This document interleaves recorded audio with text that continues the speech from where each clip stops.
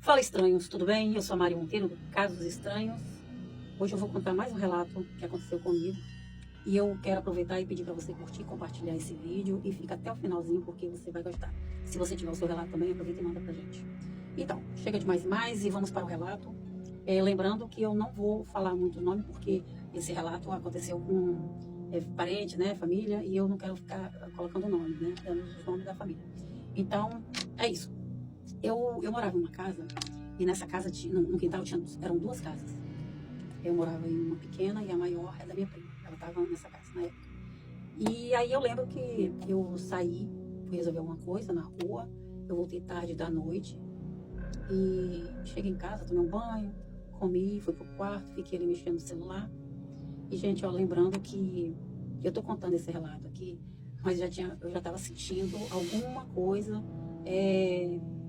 assim, não digo pesada, alguma coisa assim, parecia que eu estava ali, mas tinha alguém me vigiando. Toda vez que eu deitava na cama ali no meu quarto, como a porta da frente assim ficava pelos meus pés, não tem porta, não tinha porta e já estava diretamente na sala.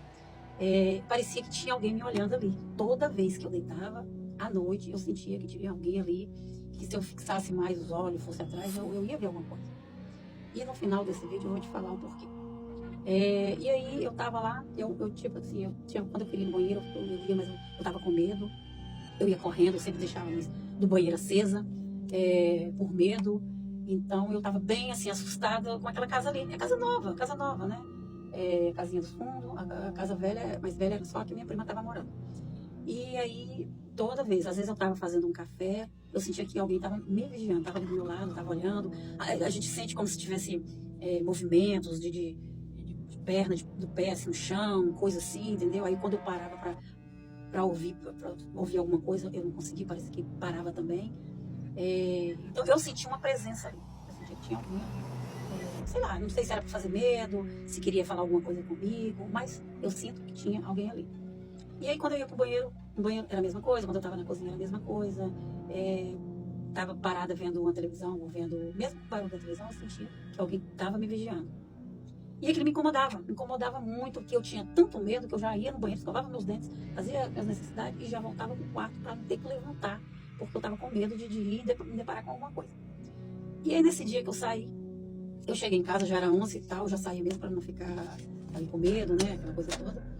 Aí eu saí, cheguei em casa, já eram as 11 para meia-noite, fui lá, escovei meus dentes, fui pro quarto. Aí aquele negócio de ficar debaixo da coberta ali, não vou tapar meus pés, eu tô com muito medo. E aí eu peguei e fiquei. Aí eu senti. Na porta eu coloquei o ventilador por causa da tomada, então não dava, tinha dificuldade para passar de uma porta do quarto para a sala. E aí eu fiquei ali. Aí eu senti aqui atrás, do lado da porta, tinha alguém. Tinha alguém, faltava um nada para, sei lá, entrar em contato, se comunicar comigo, qualquer coisa assim. Então, naquele dia eu falei assim, na minha mente, eu pensei, gente, será que é que eu tô pensando? Será que realmente tem alguém aí, tá querendo conversar comigo?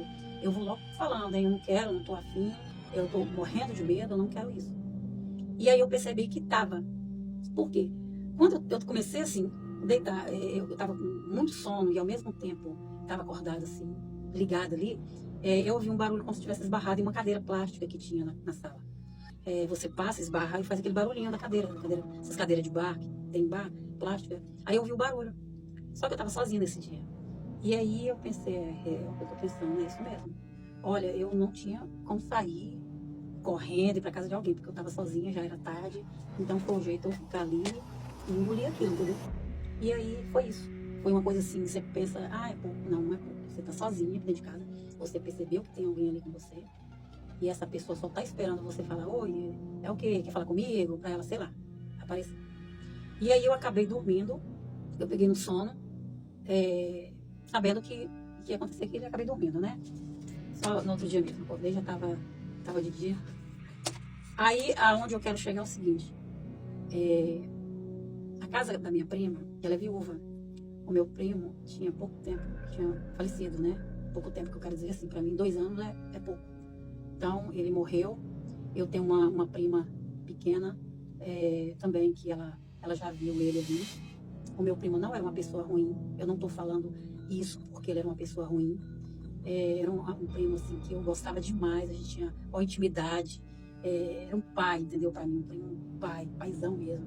Então, esse relato eu estou falando, mas eu não estou falando em momento nenhum que é ruim, porque era uma pessoa ruim. Não, eu estava desconfortável porque eu não quero ver nem ele, nem ninguém, que já morreu, entendeu? Mas, assim, a minha prima pequena já viu ele, e eu acredito 99,9% que seja ele, que estava ali querendo conversar comigo. E eu, para ser sincero, fiz de tudo para isso não acontecer. Porque naquele dia eu estava com muito medo, entendeu? E é isso. Esse é um relato que eu deixo aqui para vocês. Se vocês já passaram, alguém já passou por esse tipo de situação, manda um relato pra gente. E é isso. Até a próxima, gente. Muito obrigada.